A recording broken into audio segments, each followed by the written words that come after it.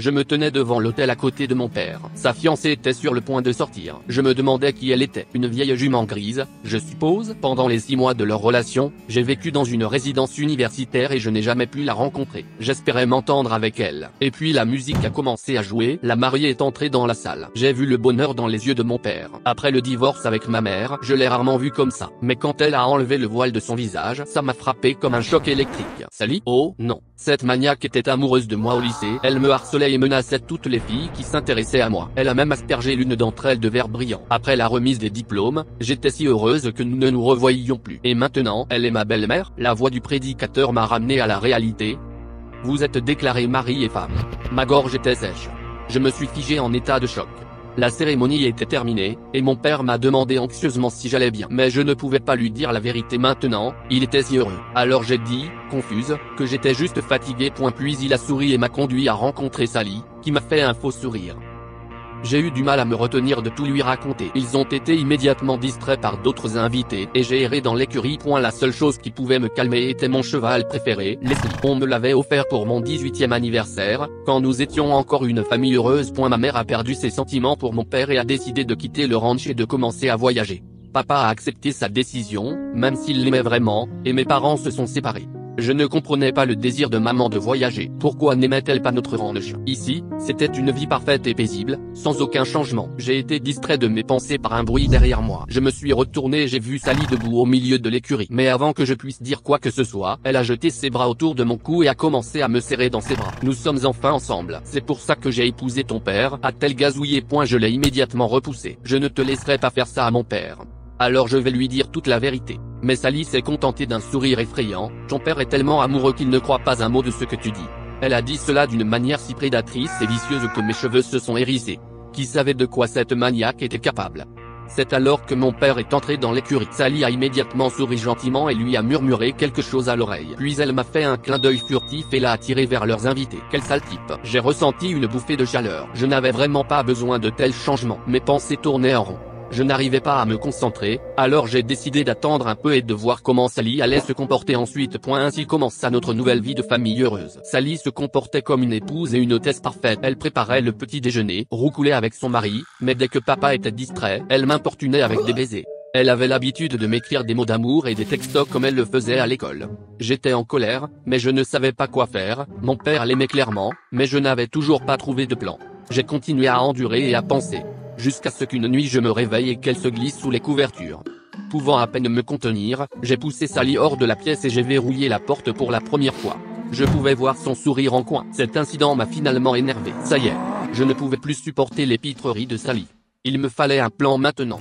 Le lendemain, j'ai appris que mon père devait livrer un des étalons au nouveau propriétaire. C'était l'occasion de m'éloigner de la maniaque Sally et de réfléchir calmement à la façon de la faire sortir de notre ranch et de nos vies. J'ai dit à papa que je conduirais l'étalon moi-même. Mais Sally a dit qu'elle n'était jamais allée dans cette partie du comté et qu'elle voulait venir avec moi. J'étais en panique, pas elle. J'ai immédiatement lâché, tu viens de te marier, tu devrais aller à un dîner romantique. Le visage de Sally s'est immédiatement déformé. Et mon père a dit que j'avais raison, il travaillait trop et voyait à peine sa femme. Oui. Mais papa a poussé un gros soupir et a poursuivi en disant qu'il semblait que le ranch lui prenait trop de temps, qu'il pouvait passer avec sa femme. Peut-être devrions-nous envisager de le vendre? Mon cœur s'est effondré à cause de ce que j'ai entendu. Non, le ranch était ma maison. Sally avait déjà fait de ma vie un enfer, et maintenant elle allait me prendre ma maison? À peine capable de contenir mon irritation, je suis allé livrer l'étalon. Au moins, je resterai loin de ce maniaque. Quand je suis arrivé, j'ai été accueilli par une cliente. Elle a timidement tendu la main pour qu'on la présente. Je me suis même figé, fixant le phare sur ses joues et ses yeux d'un bleu profond. Comme elle était belle. Son nom était Dina. Elle était jockey professionnelle et cavalière. Waouh! Si petite, mais si forte et elle s'entendait bien avec les chevaux. J'ai immédiatement commencé à lui poser des questions sur les sports équestres, et nous avons commencé à parler. Je lui ai parlé de mon cheval, Leslie, et du ranch familial, et Dina a parlé avec des yeux brillants de ses exploits dans les sports équestres. J'étais si facile avec elle. Quand j'ai regardé dans ses yeux, mon cœur s'est effondré. Je n'avais jamais vécu cela auparavant. Je devais rester quelques jours, pour que l'étalon s'habitue à son nouvel environnement et à son propriétaire. C'est pourquoi Dina et moi étions toujours dans les parages. De temps en temps, mon téléphone vibrait dans ma poche à cause des textos de Sally. Elle ruinait tout. Mon humeur rebondissait d'avant en arrière. Mais j'essayais de ne pas le montrer à Dina. Nous avons marché, mangé des glaces, parlé sans fin, et j'ai enfin senti que j'étais amoureux. Dina semblait ressentir la même chose. Grâce à Dina, ces quelques jours ont été magiques, mais il était temps de rentrer à la maison, et je n'avais toujours pas trouvé comment me débarrasser de Sally. La dernière nuit avant notre départ, nous nous sommes assis ensemble sous un arbre et avons parlé de chevaux. Mais cette folle de Sally a commencé à m'appeler. Je lui ai coupé la parole, je suis retourné à mes pensées et je suis devenu visiblement triste. Puis Dina n'en pouvait plus. Elle a dit qu'elle comprenait et qu'elle sentait que quelque chose me pesait. Je ne voulais pas l'impliquer dans cette histoire, mais elle a dit que si nous avions des sentiments et que nous étions ensemble, alors nous devions résoudre les problèmes ensemble. C'était si gentil, et son soutien m'a donné confiance. J'ai rassemblé mes pensées et je lui ai tout dit. Dina a réfléchi un moment, puis s'est mise à hurler, j'ai une idée. Elle ferait semblant d'être ma fiancée. Puis Sally se rendrait compte qu'elle ne peut plus rien faire d'autre, ne pourrait plus tenir et montrerait à mon père sa vilaine essence. C'est génial, dit. Nous sommes retournés au ranch ensemble. J'ai décidé d'aller voir mon cheval, Leslie, en premier. Il me manquait tellement. Dee et moi sommes allés dans l'écurie et je suis allé dans le box. Mon cœur a sauté un battement. Le cheval respirait très fort. J'ai frissonné, quelque chose n'allait pas avec lui. Peut-être était-il malade? Je n'ai pas perdu de temps pour examiner Leslie. Son estomac était gonflé. Puis Dina s'est exclamé qu'il n'y avait clairement pas d'eau dans l'abreuvoir. J'ai reniflé, ça sentait comme quelque chose de chimique. Est-ce que Sally a empoisonné mon cheval? Elle a complètement perdu la tête. Heureusement, on dirait que Leslie n'a pas trop bu. Je voulais aller voir Sally, mais Dee m'a rappelé que nous devions nous en tenir au plan. Elle avait raison. Nous avons donné à Leslie un verre d'eau propre et avons quitté l'écurie. Prenant la main de Dina, je suis entré résolument dans la maison. Mon père et Sally nous ont regardés avec étonnement. J'ai soufflé, voici ma fiancée, Dina. Sally est devenue pâle, mais papa était heureux. Il a immédiatement commencé à parler à Dee, et Sally était hors d'elle de colère. Elle s'est lentement approchée de moi, en serrant les poings. J'espérais qu'elle se mettrait à crier et à se montrer, mais elle m'a seulement chuchoté doucement et imperceptiblement que la fiancée devait disparaître.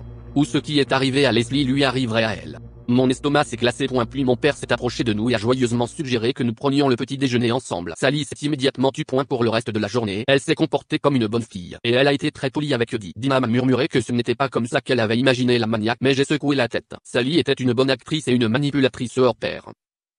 Le lendemain, papa a proposé que la famille fasse une promenade à cheval. Nous avons tous accepté avec joie, et Sally a souri avec malice et m'a fait un clin d'œil. J'étais inquiète. Et si elle essayait encore de blesser Leslie? J'ai immédiatement couru vers lui, mais le cheval allait bien. Ouf. Pendant la promenade, Dina a suggéré de manière ludique que nous fassions une course. Elle a pris de la vitesse, s'est levée dans ses étriers, puis mon cœur s'est arrêté. À pleine vitesse, Dina est tombée de son cheval. J'ai couru vers elle. Mes mains tremblaient de peur. Mon Dieu, faites que tout aille bien. Papa s'est immédiatement précipité pour l'examiner. Je me suis éloigné, choqué, et me suis tenu à côté du cheval de Dina. C'était ma faute pour avoir entraîné Dina dans tout ça. Et puis mes yeux sont tombés sur l'étrier. Il était coupé. Je me suis retourné et j'ai vu le sourire malicieux de Sally. Puis j'ai explosé. Et j'ai crié qu'elle avait presque tué Dina. Sally a immédiatement éclaté en sanglots. Papa m'a crié quelque chose de dur et de grossier et a ramené Sally en sanglots à la maison. J'étais furieux, mais Dee s'est levée et s'est approchée de moi. J'ai jeté mes bras autour d'elle. Comment vas-tu? Dee a souri, elle avait quelques bleus. Mais Sally a dépassé les bornes. Nous devions agir de toute urgence. Soudain, Dee a demandé si Sally avait des secrets. Secrets? C'est vrai, papa lui a donné un bureau privé. Elle s'y asseyait souvent et s'y enfermait avec une clé qu'elle portait autour du cou. Mais elle n'était pas écrivain ou artiste. Elle n'avait pas de travail du tout. Alors que faisait-elle là? C'était une piste. Nous devons la vérifier. Dee acquiesça. C'est là que nous devions commencer à chercher. Nous sommes rentrés à la maison. Papa avait déjà emmené Sally dans la chambre et était clairement en colère contre moi. Il était sur le point de dire quelque chose quand le téléphone a sonné. Papa s'est levé d'un bond et, disant qu'il avait promis d'aider un voisin, il s'est précipité dehors. Dee et moi avons échangé un regard. C'était notre champ. Mais d'abord, nous devions obtenir la clé. Je suis allé directement voir Sally. Elle m'a jeté un regard confus et je me suis innocemment excusé de lui avoir crié dessus. Et j'ai suggéré une promenade. Mais Sally a grimacé d'incrédulité. Puis j'ai soufflé, Dina est une erreur. Tout ce dont j'ai besoin, c'est toi. Sally était silencieuse. Elle ne le croyait vraiment pas. J'avais la chair de poule. Mais ensuite, elle a jeté ses bras autour de mon cou, en m'encourageant. Ensemble, nous sommes sortis et avons marché jusqu'à la grange. À ce moment-là, je me suis figé et j'ai tendu la main comme pour l'embrasser. Mais au lieu de l'embrasser, j'ai arraché la clé et j'ai immédiatement poussé Sally dans la grange et verrouillé la porte. Je t'ai eu. Dee et moi nous sommes précipités vers le bureau, mais dès que nous avons commencé à chercher, j'ai entendu une agitation à l'extérieur. Papa, je suis allé à la fenêtre et j'ai vu papa laisser Sally sortir de la grange. Elle a crié que j'avais posé la main sur elle. J'ai dit à Dina de continuer à chercher, et je suis descendu. À ce moment-là, mon père est entré dans la maison et m'a crié que j'avais complètement perdu la tête. J'ai pris mon courage à deux mains pour lui dire, c'est toi qui es aveugle. Sally profite de toi. Papa était enragé par ces mots. Il était sur le point de me frapper quand Dina est apparue dans les escaliers et nous a crié d'arrêter. Et elle a dit qu'elle avait une preuve. Elle a sorti la boîte de derrière elle et a pris le journal rose de Sally. J'ai lu ses notes à haute voix, comment elle avait été obsédée par moi pendant toutes ces années depuis le lycée, comment elle m'avait traqué, et comment après le lycée elle avait mis au point un plan pour tromper et épouser mon père, afin de l'empoisonner et d'être avec moi pour toujours. Même moi, j'ai été choqué par ce que j'ai entendu. Bien sûr, j'ai moi-même dit que Sally était une maniaque. Mais comme ça, et puis Sally, rugissant, a essayé de prendre le journal de Dee, mais dans un accès d'hystérie, elle l'a poussé dans les escaliers. Non. Papa s'est précipité dans les escaliers et a attrapé Dina au dernier moment. Oh, mon Dieu. Il a dit sinistrement qu'il allait appeler la police. Quand les flics ont arrêté Sally, papa s'est excusé de ne pas m'avoir fait confiance. Mais après une telle trahison, il ne savait pas comment continuer à vivre. Soudain, on a sonné à la porte. Papa a ouvert la porte et s'est figé. Maman. Elle a admis, avec de la douleur dans la voix, qu'elle pensait beaucoup à ce qui s'était passé et que mon père lui manquait beaucoup, mais qu'elle avait peur de revenir. Et après mon appel, elle est venue tout de suite. J'ai souri, ce n'est pas pour rien que j'ai appelé maman hier. Papa a mis ses bras autour d'elle et ils ont pleuré ensemble.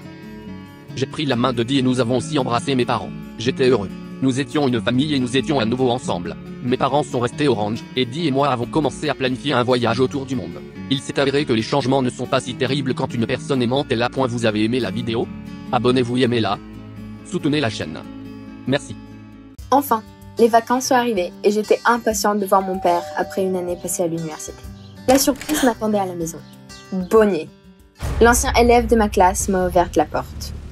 Cette peste qui me traitait de grosse tête et qui volait mon argent pour la cantine. Je ne comprenais pas pourquoi elle était dans notre maison. À quoi? Elle m'a montré une belle bague à son annuaire. Elle s'est présentée comme la fiancée de mon père. Sans blague. Mon père était content de me voir, mais sans plus. Il était plutôt préoccupé par le dîner. Mes parents ont divorcé à cause de l'addiction de ma mère au jeu.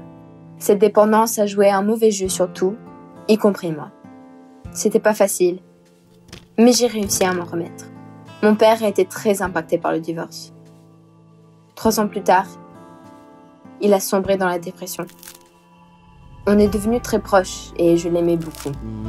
Je m'étais juré de jamais ressembler à ma mère. Une seule chose que j'espérais, c'était que mon père rencontre quelqu'un de bien. Mais pas Bonnet. Pas cette fille horrible. Pendant le dîner, elle n'a pas fermé sa bouche. Elle n'arrêtait pas de toucher ses boucles d'oreilles en diamant. Sans doute le cadeau de mon père. Ça a dû lui coûter une fortune. J'étais dégoûtée par son comportement. Alors, j'ai préféré d'aller ranger la cuisine. Bonnie est venue avec moi. Là, elle a voulu s'excuser pour tout ce qu'elle m'avait fait dans le passé. Et à la fin de son discours, elle m'a dit qu'elle aimait mon père sincèrement. Elle me prenait pour une crue. Mon père était sous son charme. Il la couvrait de cadeaux. Mais je voyais clairement dans ce jeu. Mais malheureusement, pas mon père. Les vacances venaient de commencer. J'avais du temps devant moi. Et j'ai décidé d'agir. Tôt ou tard, cette fille allait finir par montrer sa vraie nature.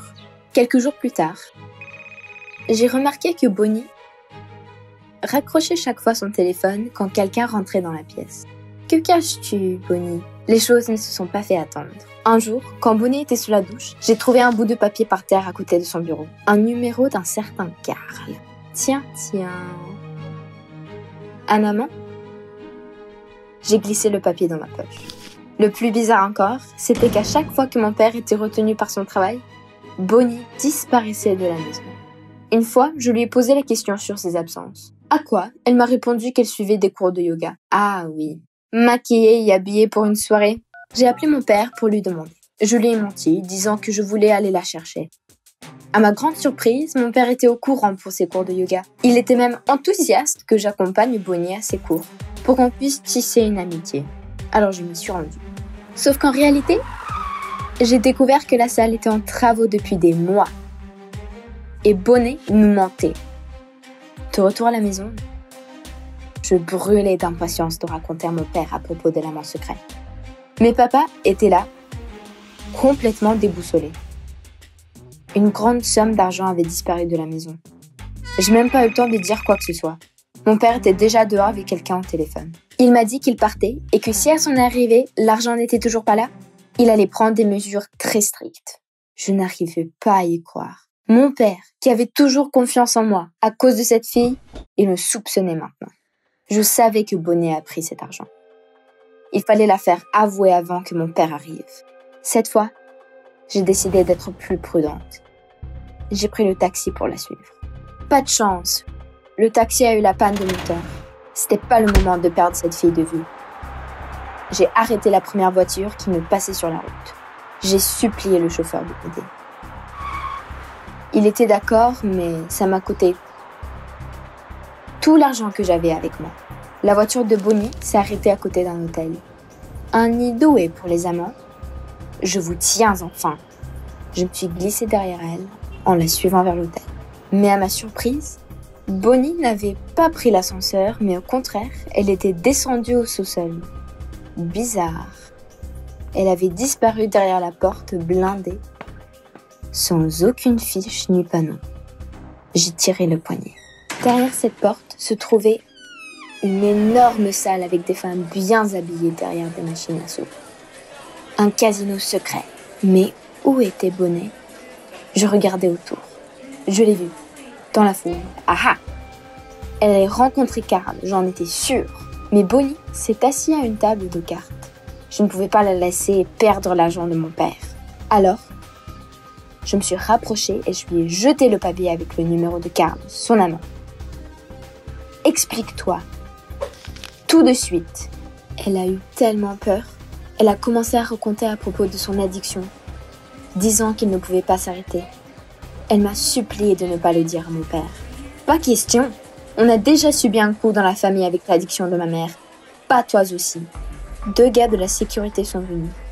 Qu'avez-vous besoin? Un a pris Bonnie par le bras et l'a amenée quelque part. Mais qu'est-ce qui se passe? Le deuxième m'a demandé suspicieusement si tout allait bien. J'ai senti un frisson et j'ai compris qu'il fallait que je parte au plus vite possible. Et je lui ai dit que j'avais besoin d'aller aux toilettes. Pour une seconde, j'ai eu peur. Le type qui a pris Bonnie avait l'air très intimidant. Quand l'autre garde avait le dos tourné, j'ai suivi Bonnie. La porte de la chambre où il l'avait amenée était ouverte. J'ai regardé à l'intérieur et j'ai vu Bonnie debout devant un homme. Elle a appelé Carl et, en pleurs, il a demandé plus de temps pour sa dette. Mais Carl a fait signe au garde de prendre son sac à main. Le garde a répondu « Oui, chef » et le lui a arraché. Il a versé tout le contenu du sac sur la table et j'ai vu la liasse d'argent. Soudain, j'ai tout compris. Bonnie était une voleuse. Le chef a pris l'argent et l'a compté. Tout d'un coup, j'ai senti une main sur mon épaule et je me suis retournée. C'était le deuxième garde. Il m'a dit que les toilettes n'étaient pas ici. Je me suis précipitée vers la sortie, mais il m'a retenue et m'a menée vers l'office du chef. En me voyant, Bonnie s'est jetée vers ma direction, mais le garde l'a saisie. J'ai supplié qu'il me laisse aller, mais le chef a seulement hoché de la tête. En panique, j'ai essayé de m'accrocher à quelque chose et j'ai tiré sur la veste de Carl. Soudain, une carte en or du club de poker est tombée de sa poche. Une carte qui était donnée qu'aux meilleurs joueurs. Maman avait la même. Et soudain, j'ai eu une idée folle. J'ai attrapé la carte et je l'ai jetée sur la table devant le chef. Ce truc est donné à tout le monde. Je pourrais te battre facilement. Pour une seconde, j'ai vu ses yeux scintiller. Touché. Dans une voix vacillante, je lui ai offert de jouer pour la liberté de moi et Bonnie et l'annulation de sa dot. Si je perds, il pourrait faire ce qu'il veut de moi et Bonnie. Le garde a essayé de dissuader Carl, mais il lui a donné un signe et je me suis assise devant lui. Bonnie, tremblante de peur, m'a regardée avec de l'espoir. Je tremblais de peur. Le jeu a commencé et je passais dans ma tête des trucs et des astuces à ma mère. Qui aurait cru? Dieu sait pourquoi je gagnais. À la fin, je tenais dans ma main cette fameuse combinaison de flèches royales. Il ne me restait qu'une seule carte. J'ai tiré et mes espoirs sont partis. Le chef me fixait avec un air moqueur. Sans doute, il avait des meilleures cartes que moi. J'ai paniqué. Mes mains sont devenues moites. Il va gagner. C'est foutu. Quand tout d'un coup, j'ai senti une main sur mon genou. Bonnie m'a fait un clin d'œil. J'ai baissé les yeux. Un as de carreau était là. Une victoire sûre. D'un geste dominant, j'ai mis mes cartes sur la table. Bonnie, nous sommes libres, j'ai exclamé. Le chef est devenu furieux. Pas si vite, mes poulettes. À ces mots, les gardes ont commencé à nous encercler. Je me suis jetée pour éteindre la lumière et tirer de toutes mes forces Bonnie dehors. On courait en poussant tout ce qui se trouvait sur notre chemin. On était presque à la porte quand j'ai entendu le cri de Bonnie. La chef la tenait dans ses bras. Mince! Pas question de l'abandonner ici. Alors, avec une force incroyable, j'ai arraché Bonnie et nous sommes parvenus à se libérer. Des gens autour nous regardaient. Personne ne comprenait la situation. Une fois dehors, nous avons dû courir 3 quartiers pour que les gardes nous lâchent. J'étais très en colère comme Bonnie, lui disant qu'on s'est sauvé grâce aux lumières éteintes. À quoi elle m'a rayonné et a sorti des cartes de sa poche. Elle m'a dit qu'elle essayait toujours de tricher, mais sans résultat. Elle ne pouvait pas admettre que c'était à cause d'elle qu'on s'est retrouvés dans ce pétrin.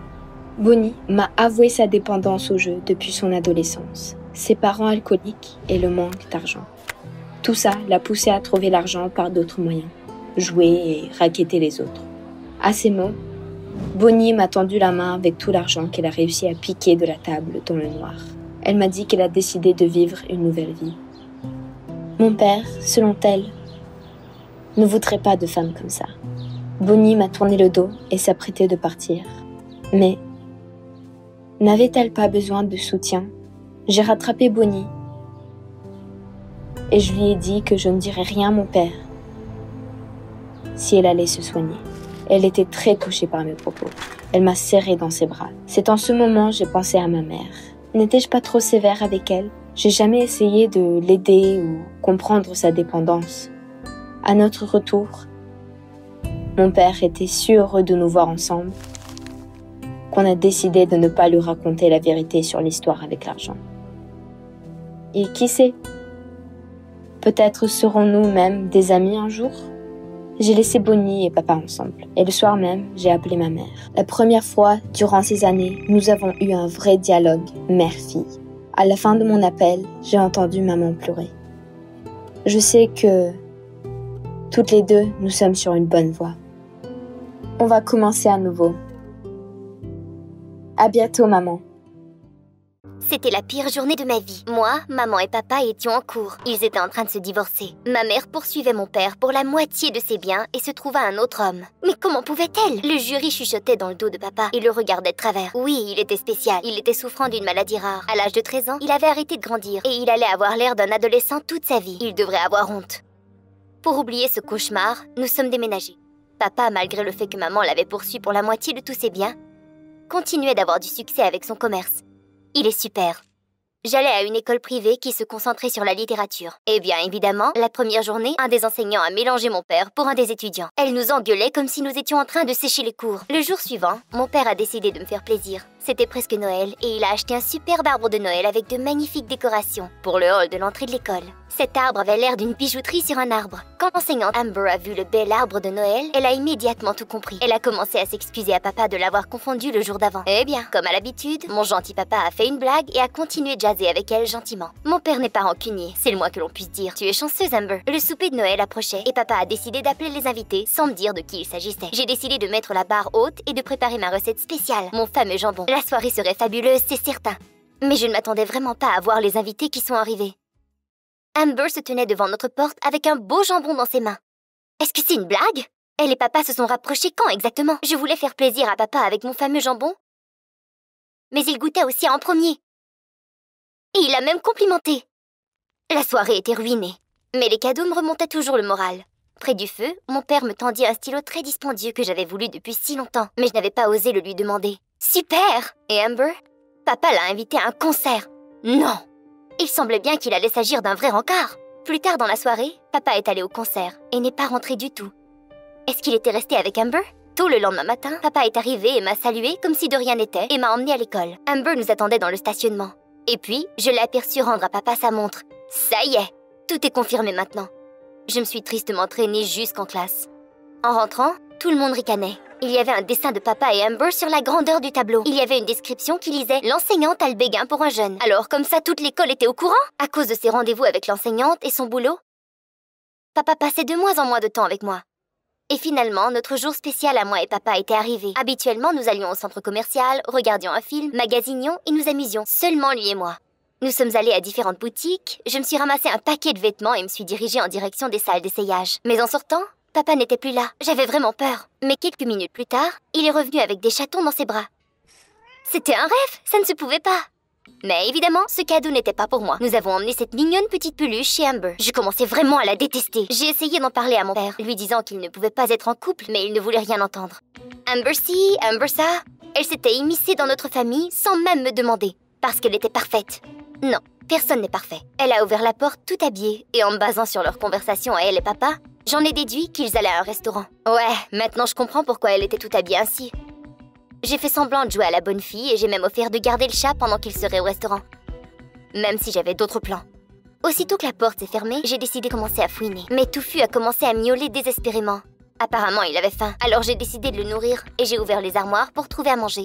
Mais plutôt, j'y ai trouvé une boîte. C'était une collection d'avis de dettes. Waouh! Madame Miss Parfaite se noyait dans les dettes apparemment. Je me suis alors transformée en Sherlock Holmes et je suis allée dans la salle de bain. Il y avait un portable près de son lit. Je pourrais sûrement trouver quelque chose d'intéressant là-dedans. Bingo! Je suis tombée sur un message venant de la jolie Amber demandant à son amie si elle pouvait emprunter de l'argent. Mais qu'est-ce que c'est que cela? Une adresse internet pour le site du commerce à mon père? Te voilà! Mais tout à coup, j'ai entendu une voiture s'approcher à l'extérieur. Quand la porte s'est ouverte, il y avait seulement Amber.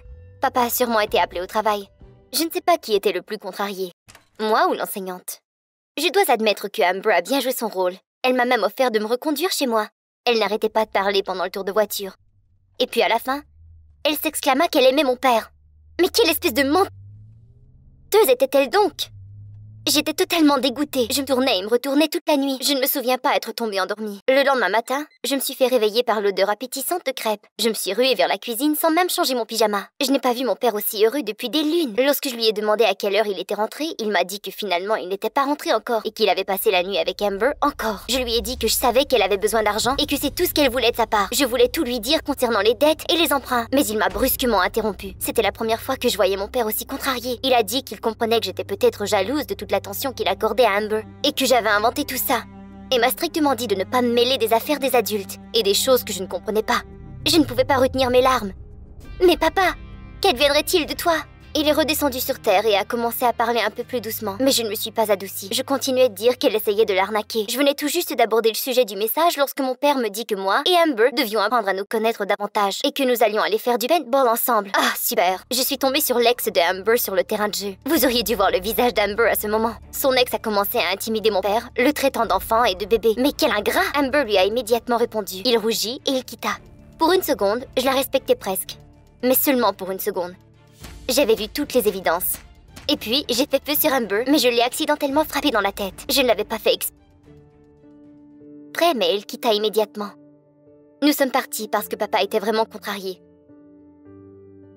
Je me sentais mal et j'essayais de m'excuser, mais il m'a interrompu et m'a dit que je le décevais. Cela m'a fait mal. Le jour d'après, je me suis présentée à l'école de mauvaise humeur. Mais mes camarades de classe stupides m'ont sauté dessus dans la porte. Du genre que j'avais obtenu un A en littérature car j'étais maintenant la chouchou du prof. Est-ce qu'ils étaient sérieux? Je n'en pouvais plus. Et je me suis sauvée dans le corridor. Quelqu'un criait dans le bureau du directeur. Je pense que le directeur chicanait Amber concernant les rumeurs à propos d'elle. Et puis, elle sortit en pleurant. Elle est venue vers moi et m'a offert une trêve pour papa. Pour au moins une semaine. C'était la fête de papa dans une semaine. Et Amber voulait lui organiser une fête surprise chez elle. Je ne voulais plus avoir affaire à elle, mais c'était une excellente chance d'établir une relation avec mon père et lui montrer les messages. Alors j'ai accepté. Le jour de sa fête, j'ai préparé un cadeau spécial pour papa, un poème. Papa était content. Et lorsque j'ai dit que je voulais présenter mes excuses à Amber, papa était ravi. C'était une très grosse fête surprise. Amber avait invité les collègues de travail de papa et ses amis chez elle. Quand les avait-elle rencontrés? Et puis je me suis éclipsée pour aller trouver le portable avec la conversation. Je venais de l'avoir trouvé et je m'apprêtais à quitter lorsque je suis arrivée face à face avec Amber. Elle a vu que j'avais le portable en main et a immédiatement commencé à me disputer, disant que je ne pouvais pas fouiller dans ses affaires et bla bla bla. Eh bien, personne ne t'a donné le droit d'introduire dans ma vie. Papa est arrivé en courant. Sans attendre une seconde de plus, j'ai montré la conversation à papa. Tu vois, papa, je t'avais bien dit. Tout ce qu'elle veut, c'est ton argent. L'enseignante était rouge comme une tomate. Elle avoua qu'elle était endettée. Et elle a dit qu'elle ne voulait pas l'impliquer dans ses problèmes. Ouais, c'est ça, Amber, nous te croyons. Mais mon père a dit qu'il la croyait. Il a fermé le portable sans même regarder la conversation. Il expliqua qu'Amber était dans une situation difficile. Encore une fois, il était si froid et distant. Je n'en pouvais plus et je ne voulais que m'enfuir. Je déteste Amber. Même à la maison, je ne pouvais pas m'échapper d'elle. Papa avait mis sa photo comme fond d'écran de son ordinateur. Je devais faire quelque chose. Et puis, j'ai eu une idée. C'était peut-être cruel, mais j'ai décidé de publier une photo de papa et Amber en train de s'embrasser sur l'internet. Laisser tout le monde croire que l'enseignante est en train de draguer l'étudiant. Amber sera punie. Je m'excuse, papa, mais c'est pour ton bien. Le lendemain, j'étais très honteuse et j'ai quitté pour l'école. C'était le chaos total. Les photos étaient partout dans la ville. Les journalistes et les policiers étaient à l'école. Est-ce qu'il irait vraiment en prison? Tout à coup, papa est arrivé. Lorsqu'il a vu la foule, il demanda ce qui se passait. Amber se faisait escorter hors de la bâtisse. Je ne pouvais pas la regarder dans les yeux. Papa ne comprenait toujours pas ce qui se passait. Pendant que nous attendions Amber à la station, papa en choc lisait un article sur l'internet dans lequel figurait une photo de lui et Amber en train de s'embrasser qui disait « Enseignante embrassant un garçon du lycée est une farce ». Il ne comprenait pas qui aurait pu faire cela et moi je gardais le silence. Bientôt, Amber se faisait libérer. Les policiers lui ont demandé si elle voulait déposer une plainte, mais elle refusa. Elle savait qui était derrière tout ça. J'avais peur qu'elle le dirait à mon père. Mais tout ce qu'elle lui a dit était qu'il devait rompre et elle quitta en silence. Après cela, papa l'a appelée et même allait la visiter, mais elle l'ignorait. Papa était très déprimé. Et tout cela, à cause de moi? Est-ce qu'il était réellement amoureux d'elle? J'ai abordé le sujet des messages une dernière fois, et puis j'ai découvert la vérité. Finalement, Amber n'avait pas besoin d'argent. Elle avait écrit à propos de sa mère, qui avait besoin d'une chirurgie très dispendieuse, et elle avait déjà appliqué pour un prêt bancaire lorsqu'elle avait rencontré papa. Alors, elle l'aimait vraiment? J'ai essayé de trouver Amber à l'école pour m'excuser, mais le scandale était si grandiose qu'elle avait été virée de son poste. J'ai tout admis à mon père. C'était moi qui avais fait le coup. C'était à cause de moi qu'Amber était partie, papa. Je n'avais jamais été aussi honnête de toute ma vie. Papa était sous le choc, mais le plus important était qu'il me pardonna. Il appela immédiatement sa sœur, et elle nous a dit qu'Amber s'en allait à Seattle. Son vol était aujourd'hui, et nous devions nous rendre à l'aéroport. Il ne restait que 5 minutes pour embarquer l'avion, mais nous sommes arrivés à temps. Amber nous a entendus en train de crier son nom. Elle échappa son billet et courut dans les bras de papa. Et puis, sans hésitation, elle m'enlaça de ses bras. Et puis j'ai réalisé qu'elle n'était pas mon ennemie, et que mon désir de protéger mon père n'était que de la jalousie. Nous habitons ensemble depuis ce moment.